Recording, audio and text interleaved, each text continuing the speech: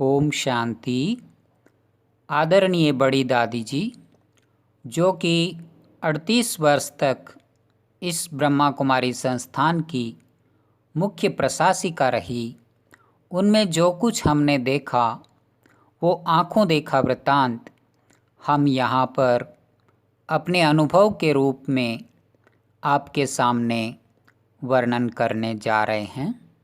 दादी जी ब्रह्मा बाबा के समान निरअहंकारी थी। इतना बड़ा कारोबार संभालते दादी जी को नाम मात्र भी अहम भाव नहीं था। मुख से हमेशा यही निकलता था कि बाबा करण करावन हार है। जब भी कहीं दादी जी का सम्मान होता, जैसे कि कहीं दादी जी को कोई डिग्री मिली या विश्व शांति दूत पुरस्कार मिला या दादी जी के नाम पर कहीं प्रकाशमणि मार्ग, तो कहीं भी कुछ नाम होता था, दादी जी हमेशा कहती थी कि ये पुरस्कार मुझे नहीं मिला है, आप सभी को मिला है। सभी के सहयोग से ये कार्य हुआ है। कभी भी कुछ नए काम की शुरुआत होती थी, दादी जी सभी से राय लेती थी। सेंटर्स पर या कहीं भी कुछ डायरेक्शन भेजती थी। दादी जी मधुबन निवासियों की क्लास में ज़रूर पढ़कर सुनाया करती थी और सभी की स्वीकृति लेती थी कि आप सभी को मंजूर है।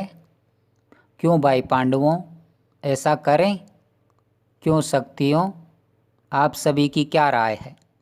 ऐसे करके दादी जी सभी की दिल लेकर के और वो कार्य करती थी। दादी जी के लिए कहेंगे कि उनका सबके साथ में समान व्यवहार था।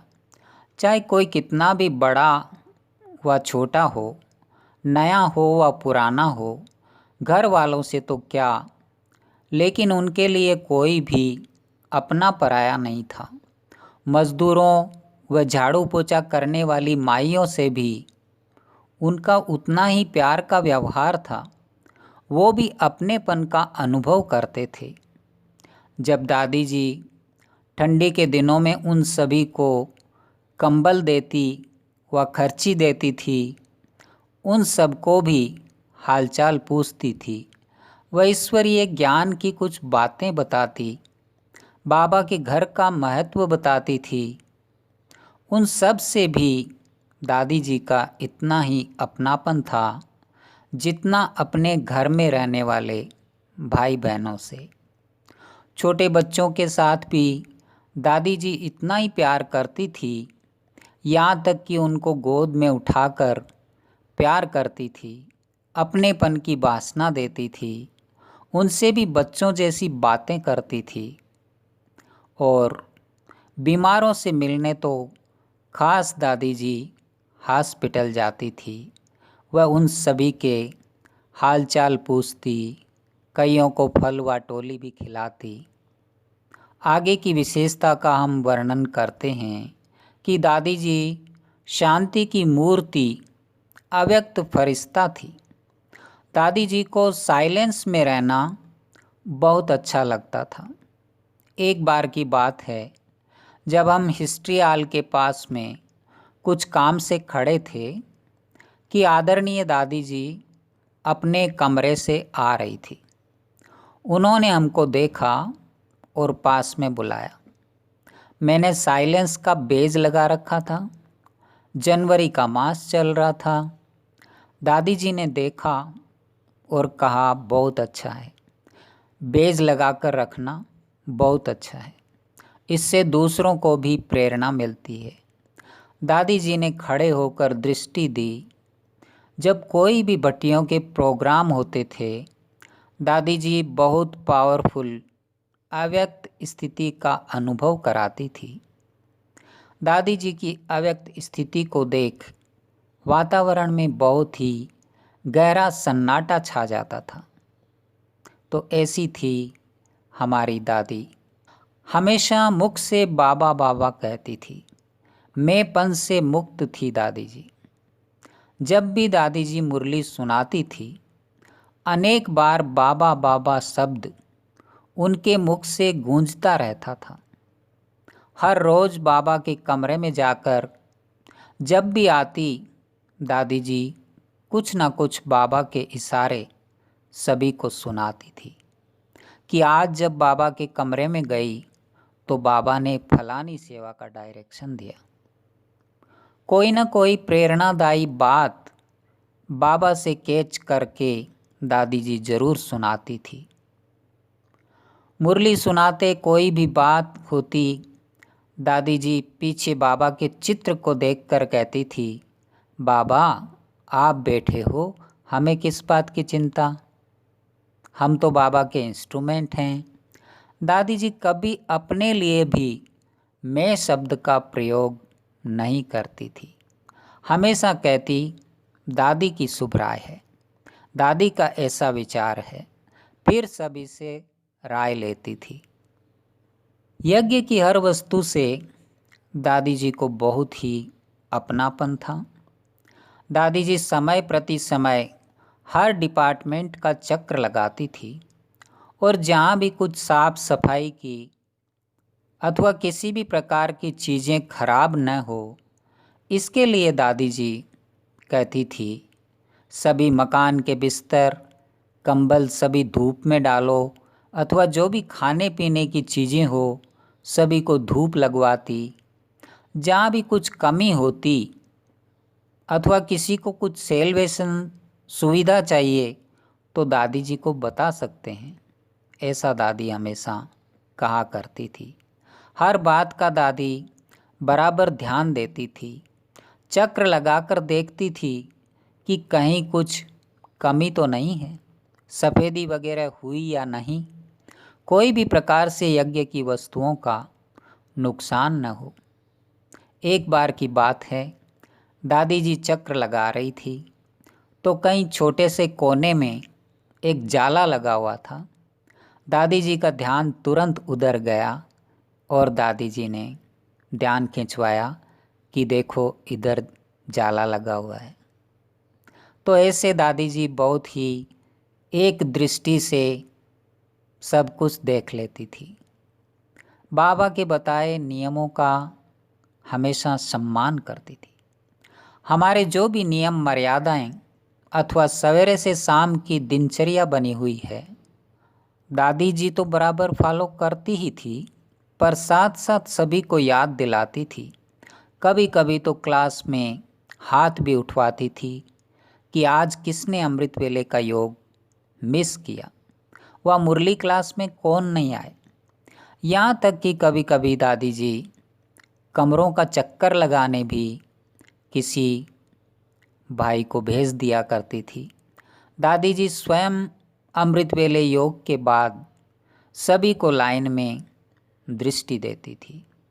हिस्ट्री हॉल में मधुबन निवासी भाई बहनों को अमृत वेले दादी जी स्वयं योग कराने आती थी, अमृत वेले का महत्व बताती थी।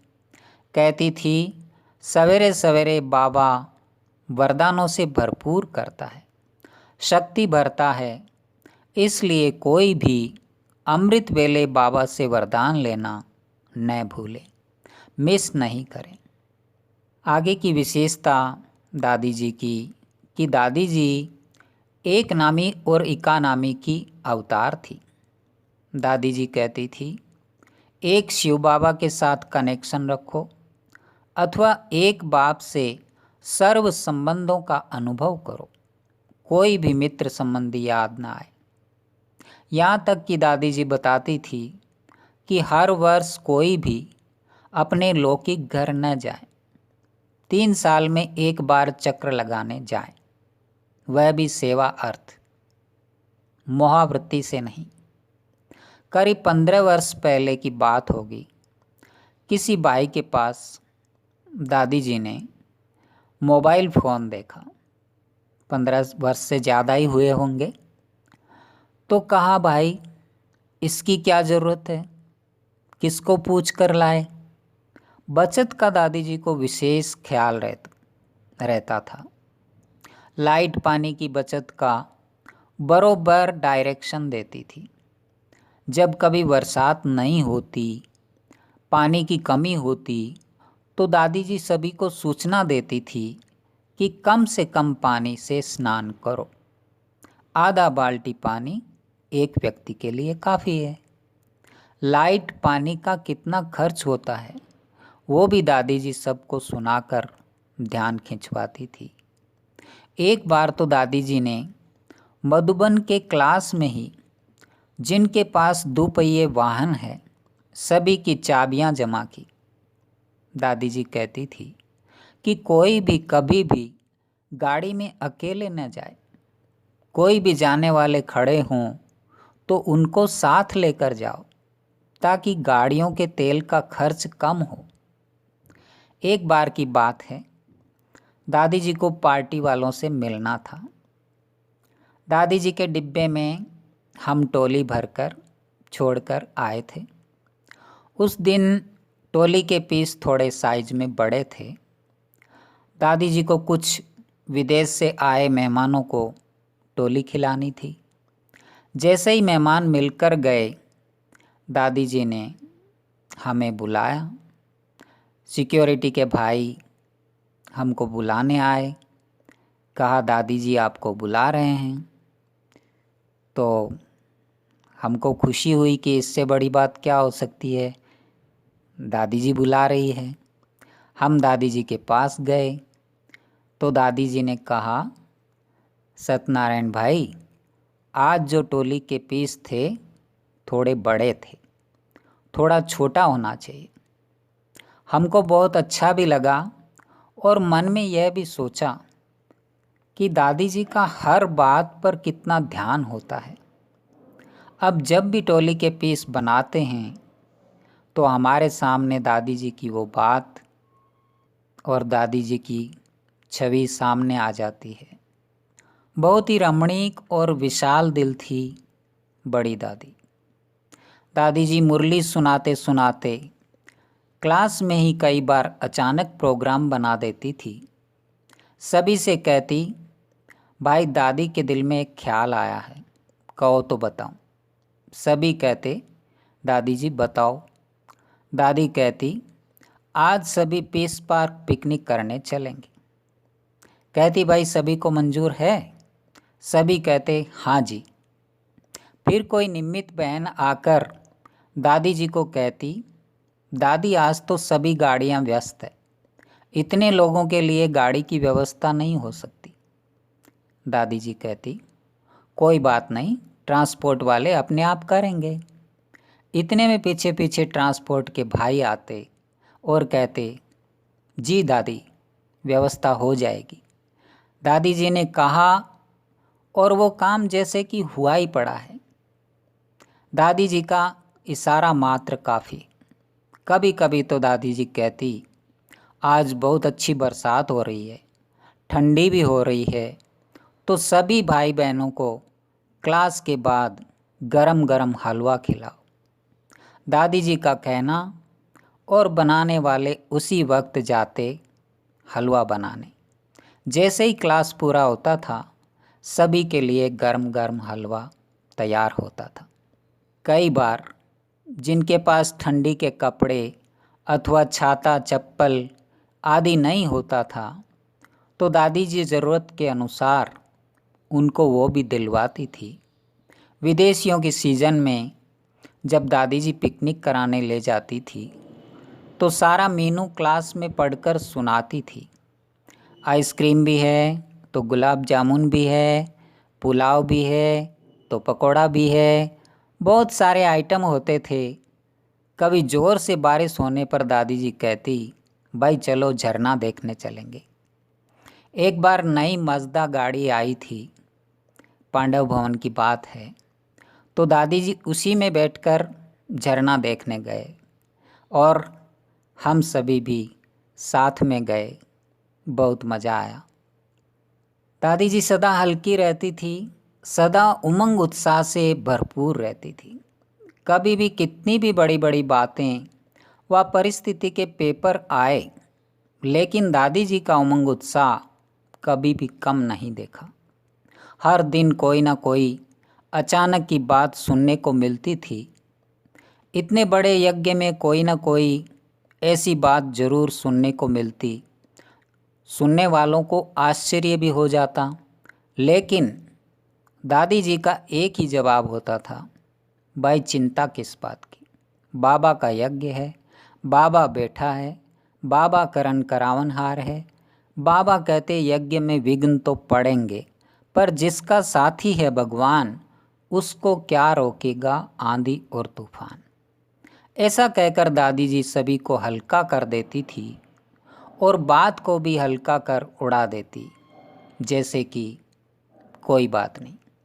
दादी जी को देखते ही हर बच्चे के चेहरे पर एक अनोखी मुस्कान छा जाती थी।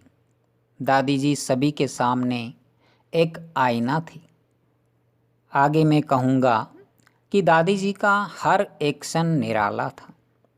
जब भी दादी जी मेहमानों की क्लास में अथवा पर्सनल मीटिंग में कहीं भी मिलती, दादी जी का हर एक्शन छाप छोड़ने वाला होता था। जब भी दादी जी मिलकर जाती, इधर उधर दोनों तरफ ध्यान देते हुए सबको हाथ हिलाती, तो कहीं बाय बाय करते जाती थी। किसी को भी ऐसा नहीं लगता था कि हम दादी से नहीं मिले। थोड़ी सी देर के मिलने में भी दादी जी सबको खुश कर देती थी। फिर सभी को पूछती, भाई सबसे मिली, किसी को कुछ कहना है? किसी को कुछ कहना हो तो बड़ी दिल से बोलो। मेहमानों से जब दादी जी पूछती थी कि सभी को रहने का स्थान ठीक मिला, किसी को कुछ खाने पीने का तबीयत के अनुसार चाहिए तो बता सकते हैं, शर्म नहीं करना, बाप का घर है। सभी को बहुत ही अपनेपन का भान आता था। दादी जी सभी शिविर में आए मेहमानों को कहती थी कि सभी कम से कम 1 वर्ष पवित्र रहने की प्रतिज्ञा करो। तामसिक भोजन, मछली अंडा छोड़कर सात्विक भोजन का वायदा करो। सभी से दादी जी हाथ उठवाती थी। कुमारों का बहुत ध्यान रखती थी। दादी जी को कुमार यूँ कहें कि विशेष प्यारे थे। कुमारों के दिल की बातें दादी जी सब पूरी करती। पीस पार्क में खेल कूद, पिकनिक आदि कराती। कुमारों के लिए पावरफुल क्लासेज आदि, उनके प्रश्नों का उत्तर देती, परिस्थिति के अनुसार राय देती थी। साथ साथ स्वच्छता, पवित्रता का महत्व भी बताती थी। दादी जी जब कहती दादी का नाम भी कुमार का है, तो कुमारों को विशेष अपनेपन की भासना आती थी। कुमारों को दादी जी लगाव, झुकाव, प्रभाव से मुक्त रखती थी। मुरली में रस भर देती थी। आदरणीय दादी जी का मुरली सुनाने का एक अनोखा ढंग था। मुरली के समय जो भी गीत होता, दादी जी पुराने मुरली के गीत गाने वालों को भी बुलाती थी स्टेज पर गीत गाने के लिए। साथ साथ कभी कभी फूलों की बात आती तो चंपा, चमेली, गुलाब, मोगरा व छुई मुई सभी स्टेज पर बगीचे वालों से दादी जी मंगवाया करती थी, सभी को दिखाने के लिए। कभी कभी तो बाबा की छोटी सी गीता व चौपड़ व खिलौना भी लच्छू दादी जी को कहकर मंगवाती थी और सभी को दिखाती थी। बाबा की पुरानी बातों को याद कर दादी जी स्वयं भी कभी कभी गीत की कुछ लाइनें गुनगुना देती थी। बाबा की मुरली पर दादी जी विशेष सभी का ध्यान खिंचवाती थी कि मुरली सुनते समय किसी का भी ध्यान इधर उधर न जाए। ये मुरलीधर की मुरली, माना जितना बाबा से प्यार है उतना मुरली से भी प्यार। आगे कहेंगे कि दादी जी निर्माण चित्त एवं सत्यता की देवी थी। जब साधु संतों का धार्मिक सम्मेलन आदि होता था, सभी बड़े बड़े सन्यासी, महामंडलेश्वर आदि दादी जी की निर्माणता के आगे झुक जाते थे। यहाँ तक कि दादी जी सभी को एक ही स्टेज पर बहुत ही प्यार व आदर से बिठाती थी। किसी को भी जरा भी कुछ फील नहीं होता था। स्वयं महामंडलेश्वर शंकराचार्य जी आदि भी दादी जी के व्यवहार से, उनकी खातिरदारी करने के ढंग से बहुत खुश होते थे। कोई कोई तो स्टेज पर कहते, दादी जी हम अपने लाखों अनुयायियों सहित आपके साथ हैं। सत्यता की देवी दादी जी सुनाती थी कि मैंने कभी बचपन से भी अपनी लाइफ में झूठ नहीं बोला, वह चोरी नहीं की। दादी जी हमेशा कहती थी कि कक का चोर सो लक का चोर। ये सतगुरु की दरबार है, सच तो बिठो नच। आगे दादी जी कभी भी किसी की बात को अपने चित्त पर नहीं रखती थी। दादी जी को जो भी कोई सच सच सुनाता, दादी जी उसे तुरंत माफ़ कर देती थी। वह ऐसे भुला देती थी कि जैसे इसने कुछ किया भी नहीं है। दादी जी को सुना देने से हल्के भी हो जाते और दादी जी फिर कभी उस बात का जिक्र तक भी नहीं करती थी। राखी की प्रतिज्ञा पर दादी जी विशेष जोर देती। वह शिव जयंती पर पवित्रता की पक्की प्रतिज्ञा करवाती थी। घर घर में झंडा फहराने का सभी को डायरेक्शन देती थी। राखी पर जरूर सभी से चिट्ठी लिखवाती थी और हाथ में हाथ देकर पूछती थी कि पक्का पक्का। ऐसे दादी जी 2-3 बार ये पक्का शब्द दोहराती थी। आई हुई राखियाँ देखने और दिखाने का दादी जी को बहुत ही शौक था। सदा उमंग उत्साह से भरपूर रहती थी। हमारी पर्सनल मुलाकात भी दादी जी से कई बार हुई। प्राय हम दादी जी के किचन के पास में टोली विभाग होने के कारण दादी जी सवेरे सवेरे नाश्ते के समय आया करती थी जब हम पांडव भवन में रहते थे। और दादी जी आते ही पूछती थी, टोली वालों कैसे हो, आज क्या बनाया है। दादी जी का किचन पास में होने के कारण रोज़ दादी से मिलने का मौका होता था। कभी कोई टोली कहीं सेंटर से आई हुई होती थी तो दादी को दिखाते थे। दादी जी कहती थी, आपने टेस्ट किया? हम कहते, नहीं दादी जी, अपने आप कैसे टेस्ट करेंगे। दादी जी कहती, नहीं, आप टेस्ट कर सकते हैं। इससे पता लगता है कौन सी चीज़ कितना समय चलेगी, वह कब की बनी हुई है, ठीक है या नहीं है, खिलाने के लायक है अथवा नहीं। फिर दादी जी अपने हाथों से टोली भी खिलाती थी। जब क्लास के बाद टोली बांटते थे तो दादी जी हमेशा ओम शांति भवन के बाहर आती थी और थोड़ा सा टोली का टुकड़ा ज़रूर खा लेती, बाकी हमको खिलाती थी। चाहे कोई भी टोली क्यों न हो, दादी को यज्ञ के नियमों व औरों को करके सिखाने का भाव होता था। जबकि दादी जी कहती थी, भाई दादी को मना है पर थोड़ी सी टुकड़ी ज़रूर लेंगी। जबकि दादी जी के साथ में मुन्नी बहन जी उनका हाथ भी पकड़ते थे कि दादी आपको शुगर है, आपको नहीं खाना है। दादी जी कहती थी, थोड़ा सा टुकड़ा लेंगी, बाबा की टोली है।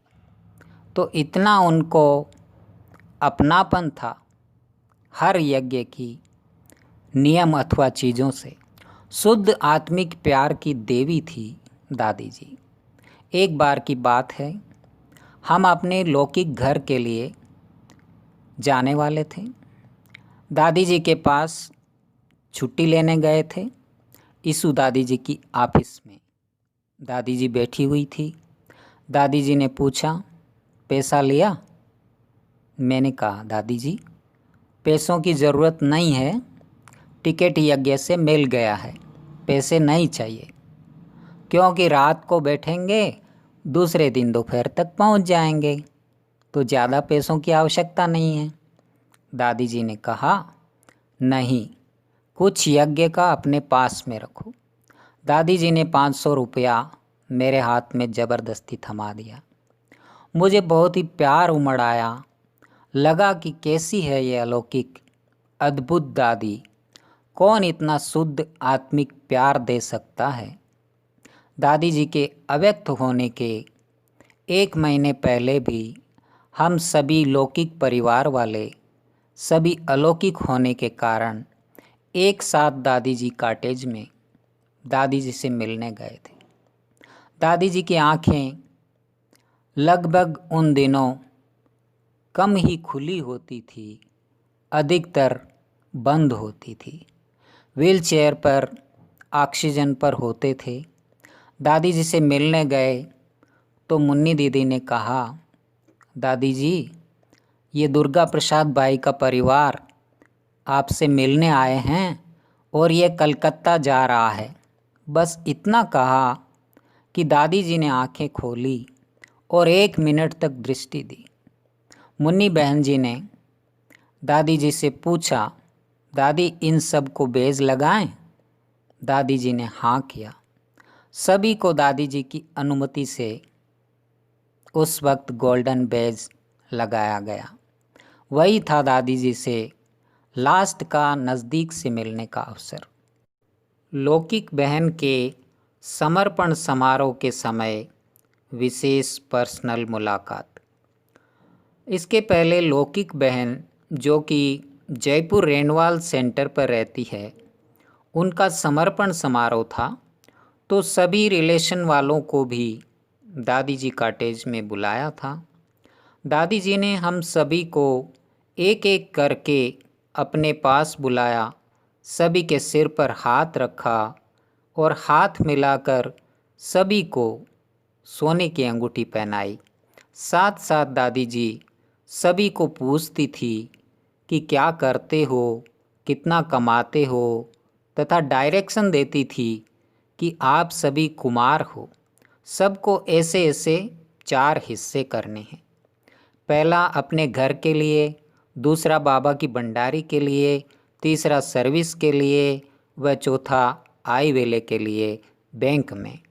ऐसे दादी जी सभी को राय देती थी। जब हमारी मिलने की बारी आई तब हम तो दादी जी की गोद में लेट गए। वंडरफुल सुखद फीलिंग जिसकी कल्पना भी नहीं की जा सकती। दादी जी ने एक छोटे बच्चे की तरह मेरे सिर पर व एक हाथ कमर पर रखा और बहुत ही प्यार से फ़ोटो भी निकलवाया। आदरणीय दादी जी में रिंचक मात्र भी देभान का अंश नहीं था। वह चेहरे के हाव भाव देखने लायक थे। अभी भी हमारे पास रखा ये दादी जी के साथ का फ़ोटो अनेकों की सेवा करता है।